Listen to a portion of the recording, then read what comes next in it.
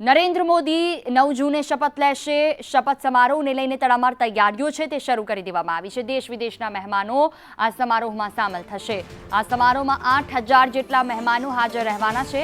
સફાઈ કર્મી, શ્રમિકો, ટ્રાન્સજેન્ડર્સ પણ ખાસ મહેમાન બનશે।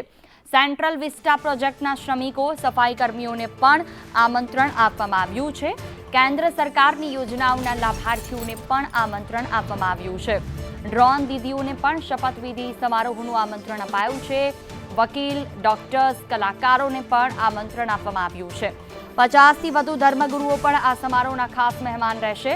મન કી બાતના સન્માનિતોને પણ આમંત્રણ મળી શકે છે। પદ્મ પુરસ્કાર વિજેતાઓ પણ આ સમારોહમાં હાજર રહેશે। એશિયાની પહેલી લોક પાયલોટ સુરેખા યાદવ પણ હાજર રહેશે।